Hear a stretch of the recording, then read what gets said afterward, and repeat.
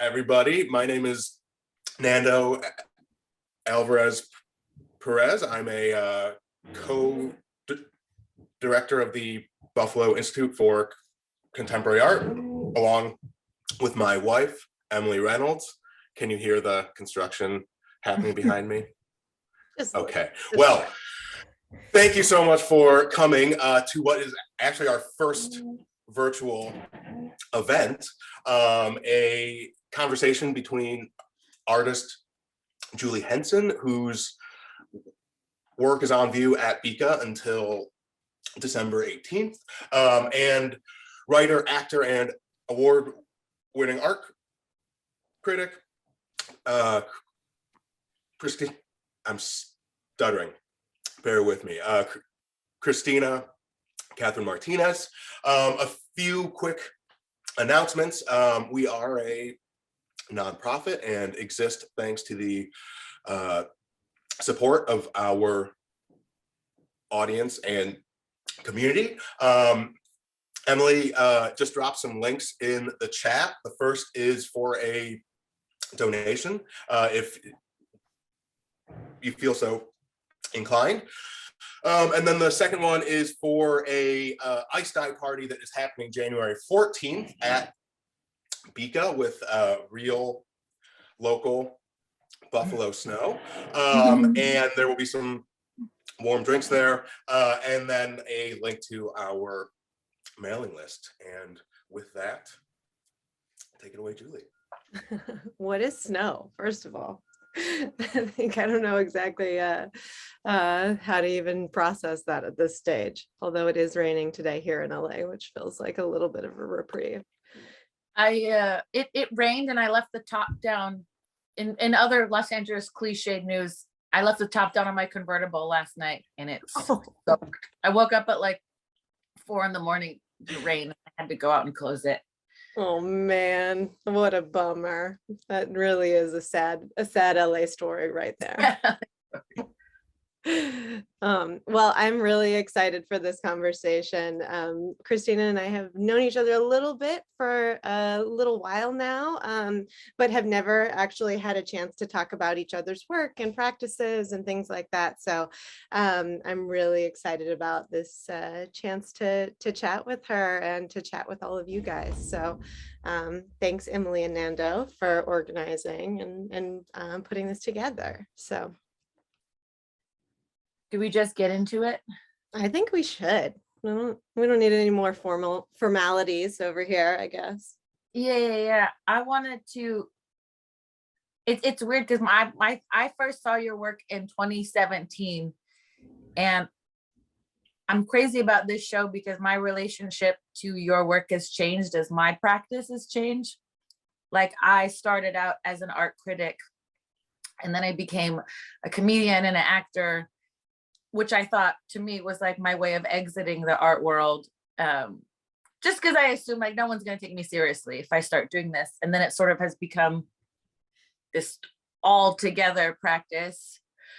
But the more and more the more and more I get into performance, the more and more like your work speaks to me in this way that I'm like, it really captures just this, what I felt like is a ineffable, immaterial aspect, but like you somehow do it with sculpture. I don't know about that much, but I do think like that is where we like overlap in such a distinct way, you know, like I saw Christina's performance, like early stand-up that she did at Shulamit Nazarian in Los Angeles, and just loved this kind of combination of this kind of stiff visual art crowd that expects to go into a space and like not be confronted with anything that might make them uncomfortable because there's that distance between them and the artwork. And I just really like could not stop laughing, not only at her performance and the performers that she had with her, but also at just the sheer confusion in the crowd, you know, their poor little faces, like trying to understand like how they were supposed to interact with the entire situation.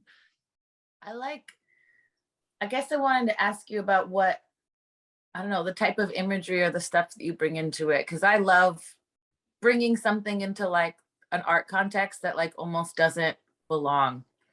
That's why, especially that show, I made it a point. I booked a bunch of comedians that were definitely not, and LA has a big scene full of like art comedy crossover people. And I was like, if I'm doing a show in a gallery, I'm getting the most like crass, conventional, just like fun club comics I can get. And you know, they killed it. But I guess I'm interested in where the imagery, especially for this show, comes from. Because I think we grew up in like parallel, but like completely different worlds. And specifically like where this one, what's it called? Flipping Inside Out. I want to know where that, it's from, I think it's from this show. I want to know where that image came from and like where your interest in this kind of, you're interested in like celebrities writ large, I think. And there's different. I mean, you're totally right. I think where a lot of this came from, and I think one of the places that we interact with the most is, you know, I grew up in a very religious family. We went to a mega church in South Carolina. So I grew up with this experience of these kind of over the top performers that use their body in such a like an interesting way. I don't know exactly how to explain the method that they use themselves, but it becomes this kind of interaction with the crowd in a way that I feel like so many other performers use, but also maybe not to the same degree, because you have this belief system wrapped around that particular performer as well, which I find to be a really interesting way that, you know, humans and Americans and a variety of different other people like use celebrity and use that kind of like performer persona. And I'll just it's so high stakes. I think I grew up in a mega church as well, but it was in Southern California, and it kind of had that more like cool pastor kick flipping for Jesus vibe. Yeah. And I think those kind of preachers who are actually just more and more popular now, I follow a bunch of them on Instagram because they blow my mind. It is like, it's totally performance, and they lean, and it is like stand-up comedy. They're having this very in the moment relationship with the audience, but there's this extra thing of like, the stakes are so high because they're also trying to minister, and it's this really funny tension. And I don't know if the right word is like style or affect. Like the mega church that I grew up in had this very like hip, you know, sort of urban faux like street culture affect. And I don't think that's necessarily the same as the environment you grew up in, even if though it was performative, right? Yeah, I mean, I think it was, you know, it was very Southern, you know, but still contemporary. So there's like, you know, define very Southern. I don't know. How do I define very Southern? I think just with like the, you know, the kind of rules of engagement between people, you know, I don't know exactly how to say that, but it's like, you know, the formalities of Southern culture kind of exist in all environments. So like, there's a politeness to it that I think maybe doesn't carry over outside of the South as much. But, you know, I think what I am drawn to is those experiences that, use a performer and a character as kind of like the central figure. And I really love the way that like sound and image and lighting and honestly just like the qualities of reflective materials produces in someone's experience. So I've been trying to drag that into the work in a more visceral way, using kind of image and that kind of like perceptive quality of reflective materials, and often cheap reflective materials. But that's been exactly. Gosh, there's so much there. I'm interested in how, like, when you start, how did it start maybe before, or maybe it's something you discovered in school? Like, when did this become, you know, something you could work with sculpturally? And because I think it's amazing how interested you are in performers and performance, but that's not something you necessarily have. But I think that this intersection of like sculpture and performance is really, really is something I feel like coming from the other side. What is my question? I'm sort of just like, was that ever a moment for you where you decided like, this is how I'm going to deal with this? And like, I don't want to be a performer, but like, this is interesting material to me. Yeah, absolutely. I mean, I went to school for sculpture, and I think a lot about the work through the lens of sculpture, even when it's kind of two-dimensional on the wall or kind of a bigger installation or whatever, and did a lot of drawing to start with, because image is such a key part of my work and what I think about. But I think, you know, I made a lot of sculpture in undergrad, but in grad school was where I really started to think about space in a much more direct way. And, you know, I think the theatricality of those spaces has become more and more important to the work for me, mostly because I like to explore how someone has to navigate what they're seeing and what they're experiencing in a very direct way, you know. So it's not always the easiest space to interact with, but the goal is to try to make someone at least kind of navigate their body in relationship to the work, rather than to keep that kind of comfortable distance that that a sculpture or a painting or a photograph on the wall would normally provide someone. Yeah, it really, especially with this show, there's so much lighting and installation aspects around the work. It kind of like, you know, the white cube does something to people where it's like, oh, this is a neutral space. And it's not. And I mean, like we've talked about that Michael Fried essay, like Art and Objecthood, and this is in the 60s. He's the one who first pointed out that like, this is totally theater, you know, it's like the inverse of a black box. But he was talking about like minimalist sculpture. And I like how you take the idea of theater and really run with it, because, you know, this is like 50s, oh my God, 60 years later, so much later. Yeah. But it's like taking that idea, but it's also like, we've also lived through so much like mass media development since then, that the idea of like sculpture as theater is not so abstract. It's kind of like a lived reality, and you're bringing that up. And I mean, I feel that from a performance perspective. Like, I don't know what it means to be a performer. I do, but like, everyone's a performer, and most people are really good at it.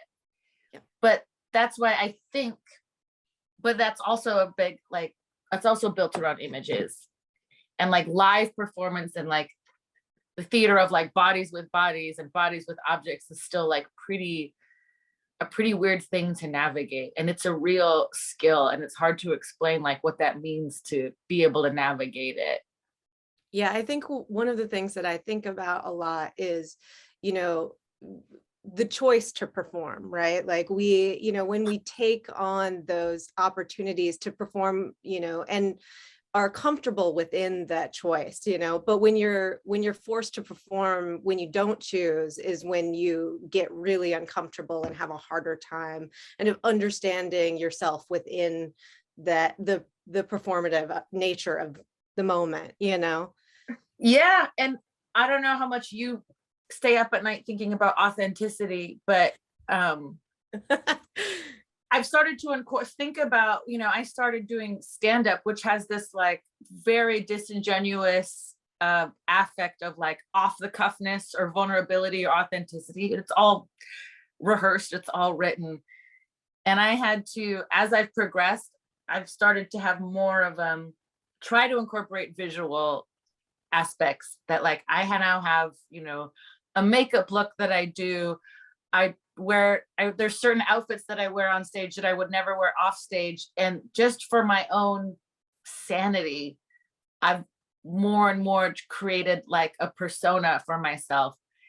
and not even a big one, a broad one. It's tricky because it's like, it's very close, but I'm like, it's something I need in order to not go crazy because I'm always hopping in and out of this thing.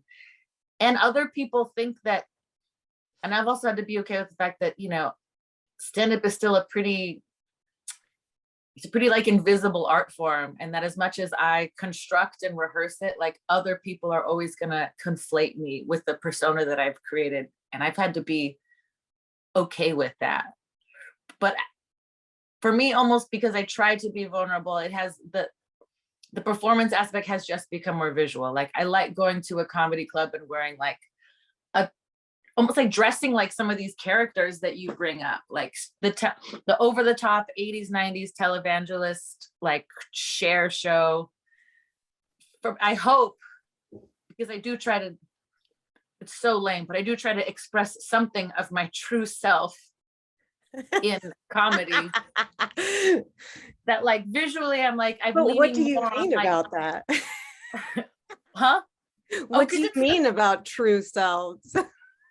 Exactly. But I like, because I'm really trying to communicate something that I care about, or like the things that bother me about my life. And then I got to churn it through this like, mechanism of like craft and turning it into jokes. Like I do want to make people laugh, but I also like, I do want to connect with people in a real way. And obviously the issue is, what does that mean? But I So think that's one of the connections to like a lot of the performers that I'm thinking about. I've started to bring in kind of like Instagram celebrities and otherwise who kind of exist within an environment that, is entirely performative, but the question is, who is that persona that they're projecting out into the world? Is that their quote unquote true self or something else? And we're willing to kind of suspend disbelief and go along for the ride whenever we want. So that's that like space that I find really interesting, especially with celebrity in this moment. Whereas, in the past, we've kind of picked celebrity based on, their talents and skills. And so now that kind of is adjusting, and we're allowing, regular people to be celebrity. the people. Yes. I love that, because I noticed even like the first show I saw of yours, like 2017, but that one was based more around celebrity athletes, I think. Yeah. I love that your practice is like building this like lexicon of different types of celebrities, and that you're getting more and more interested in how that's becoming complicated. Yeah. I'm curious. I love that you're now looking at a different type of like, influencer celebrity, which a lot of people are, but it seems like such a great development in like your subject matter. Do you think that, given that notion that the idea of celebrity is becoming so much more amorphous, how does like working with those ideas and imagery, is that making the work like formally like more amorphous? Do you know what I mean? Like, how are these images of like vaguer and vaguer types of celebrities influencing like the material aspect of the work? Oh man, that's a really like, is good it just question. a pile of goo now? Yeah. I mean, I just think it, I wonder, like it's a good question, because like I think that I'm just really analytical when I'm looking at images and video. I'm like very aware of the personas being built inside of them, so I think it's hard for me to look at like anything on the internet these days that I'm not like, what is the goal of this thing, so I think like I don't know exactly what is changing about the work as I allow as I broaden the the focus of the person, the people that I'm kind of focusing on. I just feel like conflating them with each other allows me to like equate them as like more of an archetype of our culture rather than like an individual within kind of the greater system. I just think so much about, that's why I'm so interested in sculpture. Like, how can, we live in an age of, I think what Umberto Eco called liquid modernity. So how can anyone make anything out of hard materials? But that's the tension that I think makes sculpture, to me, very interesting in general right now. Like, it's all ones and zeros, Julie. Like, how are you cutting wood and stuff right now? Yeah, no, I don't get on board with that. I mean, I feel like I'm the only person that like needs even like video work to be sculptural at this stage, like the video in the show is projected onto a sequin screen for those who haven't seen it in real life. And which, allows it to be both material and immaterial because it's so much more reflective. Yeah. It just becomes something else. But I like that materiality because I want someone to have to physically relate to it rather than just using that distance that a screen provides or that an image provides to like interact with it. I think even now there's a book, a really good Verso book called The Social Image. And it's weird that almost now that in the digital age, like images almost have more materiality because they're like, there's so much data in them, and there's like an image on a screen is actually not neutral at all. It's like really packed with shit that we didn't bring to it. So it's almost like it is, I don't know if not more important, but it is a little bit more, I think, deliberate what you do, and that like the materiality is really deliberate. Whereas like if these things were just digital or just images in some way, that's actually bringing on so much stuff that like you didn't necessarily put into the image. Like the sculptural element is, I think, a real act of like deliberation and control, and that like focusing what you're interested in about imagery without all this. Yeah. It's so funny. I did notice the projection on like the silver, on like the sequin screen. I did a solo show a few years ago where I showed a video as kind of like a little break so I could go backstage and change clothes. And it was in this little black box theater, and there was a sequin curtain just like this. And I remember I think the show started with just like this video, and then I would come out and I'd do a presentation. But I had forgotten to pull the projector down. So the show started with just like, as an accident, the show started with me playing this video on a sequin screen, but it was not on purpose. And then I remember, and I didn't know that I had made that mistake. So then I came out and just like, so what the audience saw was this video being played on a sequin curtain. And then I came out and after the video was over, I pulled the projector down. And everyone laughed so hard, and I didn't know why. And I was like, oh, I fucked that up. But I was like, this is also a funny relationship. It's like, that's such a beautiful choice in terms of like a sculptural element. But it was also this, and it was a sort of an accidental moment that I created, but also I'm like, I can never do that.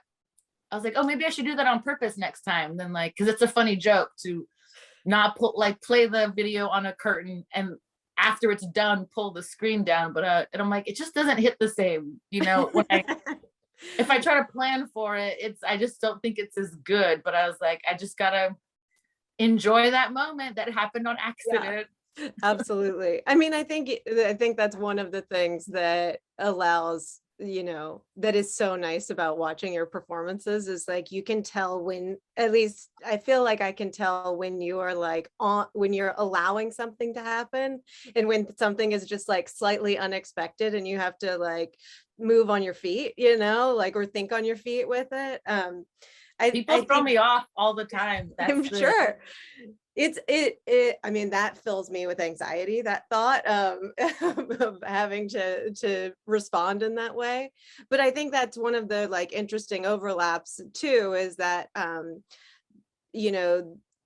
the the goal for me in many ways in putting together an installation is to like to force somebody to kind of navigate themselves and be a little bit, you know, in an unexpected space, and try to Mhm. understand how they feel or relate to the things that they're looking at in a way that I think that, you know, most art environments don't allow Yeah. for as much.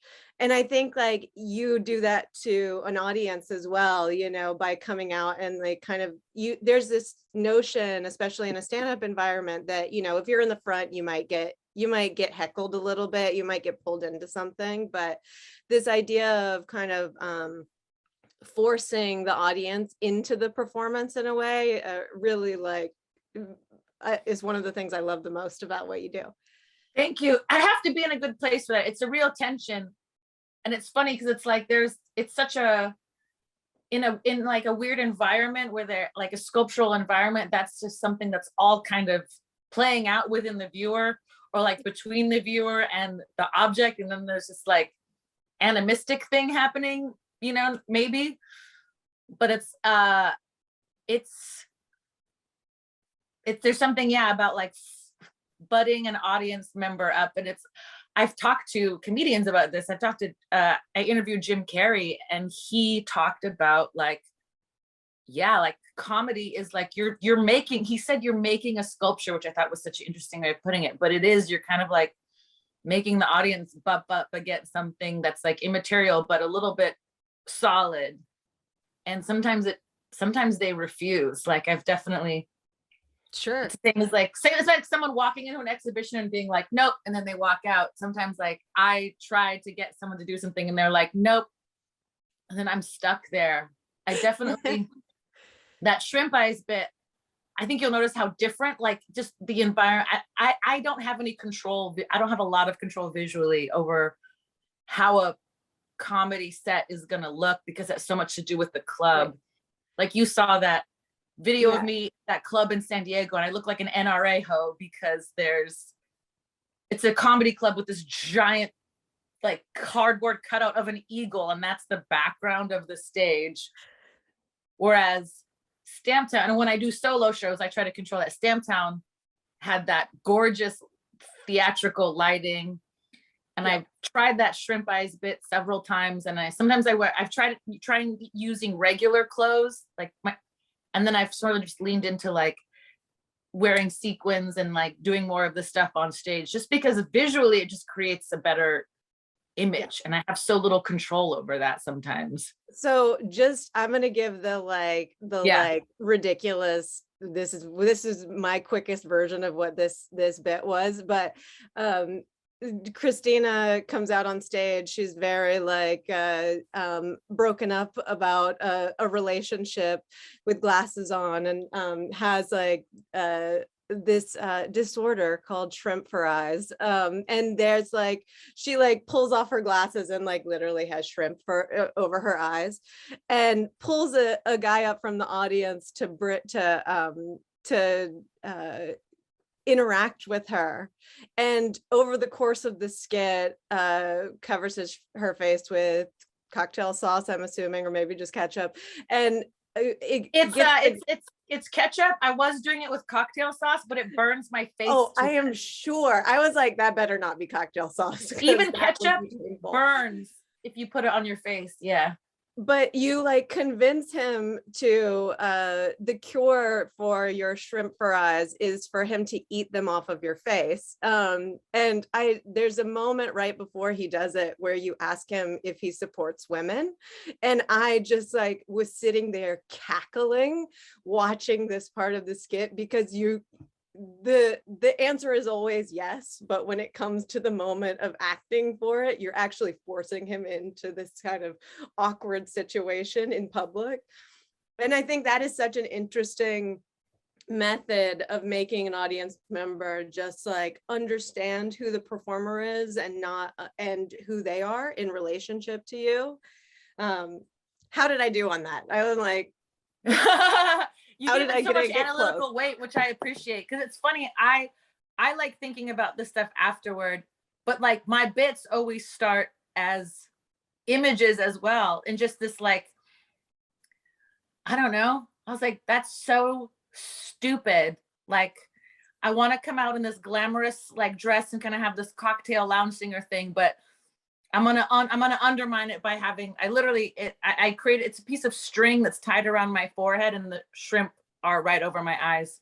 You can maybe pull up a picture of it. And it just starts as images, but then like later, but it's only in like putting it up, then like, okay, well, where's the tension? How does this go? And it started, and it's a way of like, sometimes it's a tricky thing to work with people because sometimes they're too eager to do it. So I've learned to, it's also a skill as a performer. I've learned to be able to gauge who in the crowd is like the right mix of, he has to not want to do it, but he'll do it. And it's totally that kind of guy that you would say, oh, you say you support women? Like, why aren't you eating this room temperature shrimp off my face in front of like hundreds of people? You say you support so women, good. you know, it's me being an asshole, but I also like, that's a very cathartic thing to do in a low stakes environment when like that dynamic is just something that so many women actually live with. Yeah. Not that my work is therapeutic in any way. It really is probably the funniest skit I've seen in so long. I would kill to be in that audience and watch it in real life. I have yet to see it in real life. So it'll happen someday. It's very draining.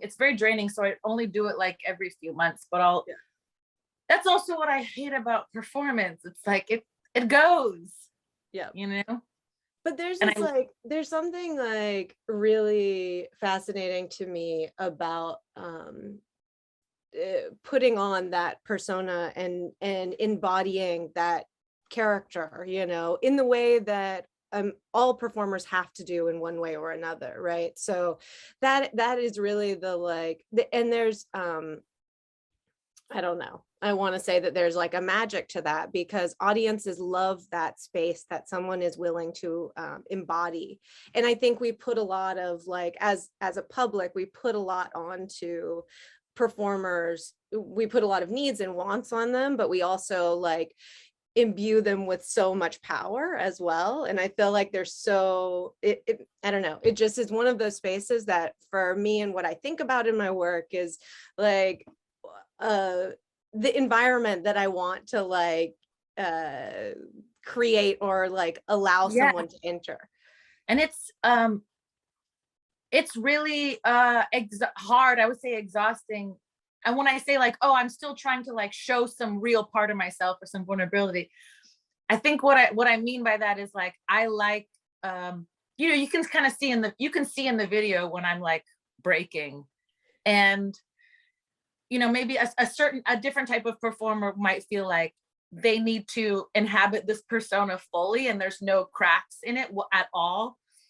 And I don't want to push it. It's never a moment that I can like, you know, sometimes it's never a moment that I can push or predict, but I feel truly like not crazy and myself when I can let the audience see it crack a little bit, because there was some point during the bit doing it with that guy where I was just like almost able to see it. I'm just like, this is so stupid. And I'm like having a real moment with this person where like that moment where I just finally said like, you got to eat the shrimp. And he's like, oh my God. And I'm just laughing. Like I'm enjoying my own bit. You know, there's a few moments where just like, I break and I'm just like, I just want to like look at everybody and be like, no, I know, like I'm in this too. And then like, gotta zip it up again. That's also like, you know, thinking about celebrity and performers generally, we expect a little bit of that inside track now, right? Like we want to see someone give, whereas like, you know, like I came to a lot of the work about celebrity through Dolly Parton and a variety of other like very composed performers, you know, that their identity is so fully wrapped up in who they give to the public. It's integrated. Yeah.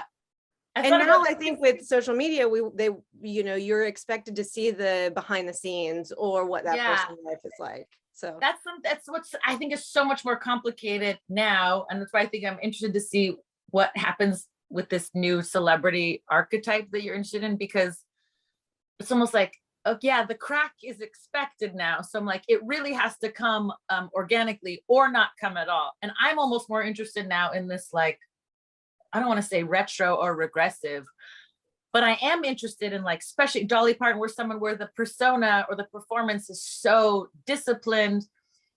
And I don't think it's inauthentic. I think it's just like more integrated. Yeah. Like, what does that mean to like fully fuse? There's no cracks because there's nothing to crack, because like the persona and the person are just fully integrated. Yeah. No, I think that's absolutely true. And I think that, you know, that's decades and decades and decades of creating a persona, you know, and maintaining a persona that is different than younger celebrity that we're kind of experiencing now, you know, that are just kind of finding who they want to kind of share, who they want to be, but they're doing it by acting it out in a way that maybe other celebrities kind of composed and then yeah, it really is. I didn't want to bring up the body. I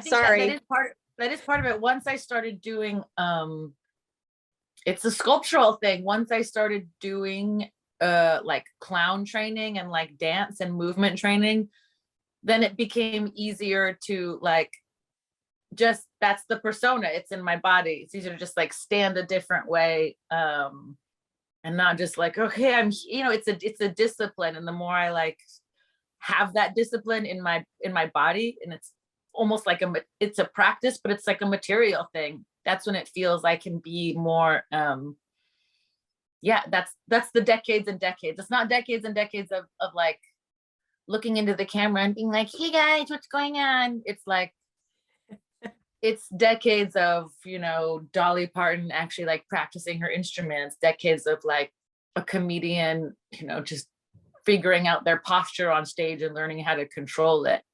That's the interesting thing about celebrity image. It's now kind of getting almost actually divorced from body discipline in a way. Yep. Wow. So I just thinking out loud, but I'm like, turns out I think that's true. No, I think that is true. I don't know. I don't know. Else think that's true? I don't know. Yeah, what are we gonna do? What are we gonna do about it? Are we in the metaverse now? I don't know. I don't, that's what I mean. I think it's hard for me to say because I'm so in it that it feels like comedy is all around me all the time anyway. But a lot of people have been, like, we are in the middle of like a renaissance of like comedy and a performance in general. I hope that people are sort of, because everything is so image mediated, I think people are having a newfound appreciation for live performance writ large. And then that just creates another aspect of this like dynamic of how image and body and theater and material, like, these are all really fun concerns to mash together. And like, that's what I like about what you do through sculpture. Like, I would have no idea how to like talk about, like, deal with this stuff in a way that was like with material. And it's so fun that you do. Yeah, I don't know. I felt like I came to material in such a like,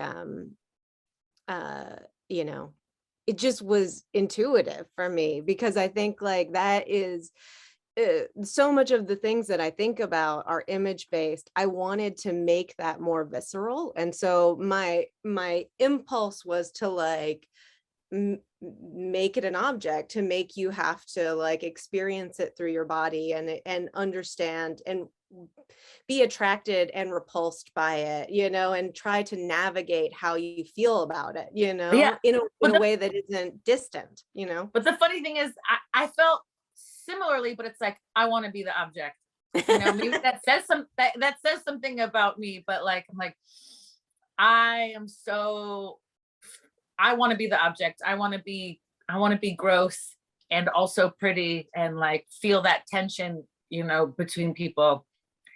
I just want to be pretty, and that's the whole thing. But also like, gross. I want to see how it's like such an interesting thing, feeling that the attraction and repulsion, which is why I just realized like the shrimp bit is so gross. I want to look sexy when I do it. And that's mean. I used to do it just wearing regular clothes and it just didn't hit the same. Yeah, I mean, like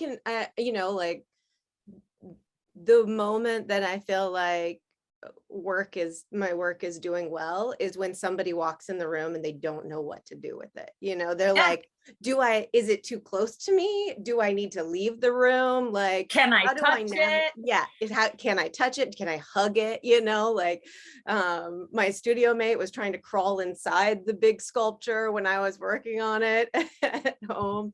It's like one of those things that like and I also feel like it like gives me a lot of insight into that person, the reaction that they have to it, that they want to experience it in a way that is maybe different than I would, or like, engage with it differently. I don't know. I can picture you like behind a two-way mirror, like watching people go into your show, like, yes. It's so, but it's similar. It's like, it's creating all that stuff just with different, Yeah, I think that's absolutely true about both of us, but I do not want to be on the stage. I can promise you that. That's all you. Look, I don't like it, but this, I mean, you can't. I love that you just like figured out. It's hard to articulate like why this is the material, this is the medium that works for you. You just like, but once you find it, you don't question it.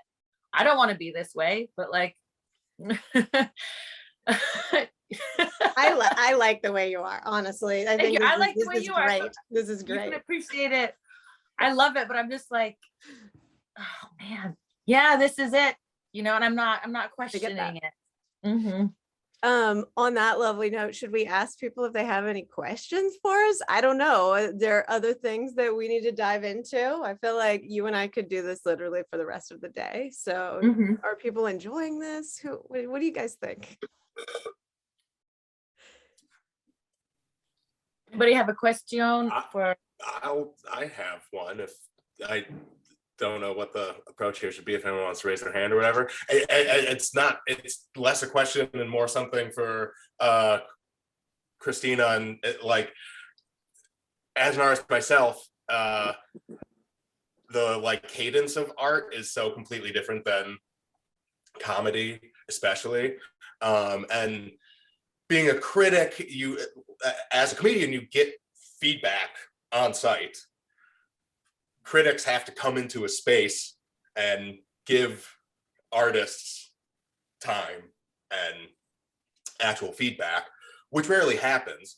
And yeah, I just someone who's familiar with both those timelines, like, do you like the comedy, that kind of refinement over time? It seems very high stress for me. It's never, I think it feeds this like maybe not even very healthy perfectionist in me, because like with stand-up, there are things that a lot of things that I've published that I'm like never happy with, but I'm like, it's got to get done or it has to be published. So like, I'm such a perfectionist that like that sometimes the deadline or the fact that this thing has to be printed is the only thing that gets me to finish something. And stand-up really guilty. Stand-up really indulges the perfectionist, because it's never, I can always tweak it. I'm like, oh, it's written in a way, but I'm like, oh, I can always tweak it for this next show, or I'm going to say it different this time. And I guess I started doing stand-up literally as kind of like a break from a certain type of writing in the art world, and it does involve writing down, but it usually starts with me. It starts out very sloppy and I'm kind of just like thinking out loud on stage, and then I can go home and arrange things and write it down, and then I go back on stage and try it out, and it's this like, it's so much more active. I don't want to say more active, because interacting with art and thinking about it is super active, just in a different way. Just and it's funny because I started stand up as a way to like get away from writing and take a break from the art world, and the more that I get into it, the more these different types of writing are just like, they feed each other. Yeah. I've got a question. So Julie, a lot of your work materially hinges on ornament and a kind of like grandiose level of ornament. And I'm thinking about your shift that you're contemplating with different kinds of celebrities, i.e. Instagram celebrities, and the sort of like lexicon of ornament in that space is really different. I know I'm asking you to sort of like predict something you don't know yet, because maybe you haven't gone into it, but how do you anticipate sort of ingesting that new lexicon? Yeah, I I mean, don't know I what think, that question is. no, Not sure I what the question is, something like that. I think that's like really astute, because you know, it's one of those things that I think about all the time and try to understand. Like, I think the materiality of the work, the ornament of the work still exists, because the camera still is our main medium for like it's the thing that we kind of use as our I don't know, ability to like see something anyway, you know. So we see less of the ornament in real life. Even when you see like a performer on stage, it's far enough away that it's the visual quality of it that that is what I find so interesting and engaging and like attractive. And I think there's still that on in some of the people that I'm interested in right now that are using social media, Instagram, TikTok, whatever, to engage with the public. I think like you see it kind of across the board though, for celebrity, you know, to use that type of materiality to both show status and class, and also kind of like just be attractive and mesmerizing. So I think it's coming into play more with the like way I'm using video than probably anything else. Like for the video in the show, I used a lot of footage that is, you know, more in kind of that portrait orientation, and is quicker and more mesmerizing in the way that kind of like TikTok uses images to kind of to attract you and to keep you on the platform. So I feel like the goal is like maybe to like use that type of use the medium of the video content itself to kind of bring that ornamentation into a more visual space. But I don't know. Yeah. I haven't talked about it. It's more of like intuitive at this stage. So I Yeah. don't know if that makes any sense. So I was gonna ask. Oh, sorry. Oh no, I just think it's interesting because like you might be able to say, instead of rhinestones, you have filters, or you know, for celebrity sports icons, you have ticker banners, you know, at the bottom of the screen, or you know, certain kinds of perspectives of their bodies.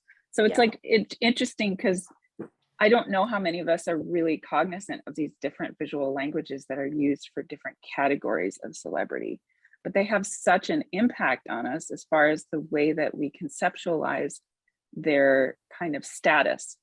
Yeah. So yeah, I'm grateful that you highlight that. I think it's interesting. Yeah, one of the clips, one of you know, people that I've been really interested in lately, she uses her nails to kind of talk on Instagram stories or on TikTok. So it's like no image of her, it's just the image of her hand, and she like just kind of like chatters with the like clicking of the nails, with like text written over the top of it and emojis and things like that, which I find super fascinating, because it has that frenetic like visual language of the medium, and it just is kind of like a disembodied hand that is like the one talking. I was gonna ask, because talking about the social media stuff, does on a really basic formal level, does like the portrait, the aspect ratio, the orientation of how videos are made now, which is like 16:9 and it's tall, is that like starting to affect like how you're going to structure something that references? Yeah. that I type mean, of that's why I turned the video on the side for this show. It's yeah 10.5 feet tall, and like the orientation of you know, the screen on your phone screen, because that's the way that we're interacting with it now. But I know you don't want to talk about the body, but it also I love it. Yeah. places that body in an orientation that, you know, makes sense to frame it in more directly too. So Yeah. the video almost becomes its own form in that regard, you know? Yeah. I mean, there are now, it's such a huge shift. Like I know some filmmakers who have like started to shoot things in that like aspect ratio. And then I know, you know, someone who's trying to like organize an entire like vertical oriented film festival. Fascinating. It is fascinating. I wonder if that would, I don't know if like you could build an entire film festival around this, Yeah. but like if enough, I think honestly don't know if enough like artists and filmmakers in general are like really, I think it's almost more interesting as a sculptor. You're more forced to think about what a huge shift that is. It's Yeah. only like 45 degrees, but it's a huge like formal I don't want to say problem, but like Yeah. issue. Yeah. And I think the thing that I find so fascinating about it is that it doesn't allow for a lot of additional information outside of a person, right? Like with a landscape format, you have all the surrounding information that you would normally have, like, but there's something about that shift to like a vertical format that really just frames the body in a way that like there's no other information that you can really get out of it. So I find that in and of itself incredibly fascinating, just to like eliminate everything, all the surrounding information. Yeah, even in the aspect ratio, it's a little bit longer and skinnier. So it really is just made to frame a body. And you notice that I think YouTube automatically, because YouTube is still always going to be the 3:4. If you upload a vertical video to YouTube, it automatically creates these two bars of not black, of blur. It takes the edges of your frame and creates this weird amorphous blur. And I'm like, you know, someone is making those decisions, and we don't think those are aesthetic decisions, but like they're seen as functional from that point of view. But it's like, I don't know, I'm just interesting, like these are all just now things that however you figure out how to explore them materially is like going to be really interesting, and almost just draws attention to these choices that we don't think about other people making. Yeah. Who's gonna get rich making, oh, we gotta see this. Yeah. Vertical. Yeah, you are. We built a vertical projector mount for the space because I was like, I don't want this projector to fall. So that's actually really smart. I feel like because the idea that someone had for making a vertical film festival was just that to do it in like this cathedral in LA that just has this like huge, and then getting the custom making a screen that was that orientation and aspect ratio, but huge. Yeah, that was just so much work. But I'm like, honestly, get that make the patents now. Yeah. Are there any other like questions out there in the world? I mean, we'll keep talking, but we don't have to.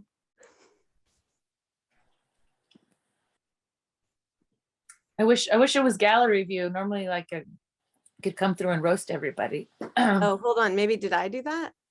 This No. is what happens. Did it fix it for everybody? No. Okay, fine. I can make a video, but I can't operate Zoom, honestly.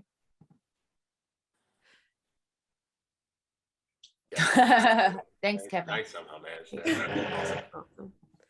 Well, I'm this gonna is so do much fun. this What? is so nice. I need my house is a disaster. I did 2 shows and a podcast, and I had acupuncture yesterday, so I'm just like so emotionally, today's a big nothing day. I'm very happy for you.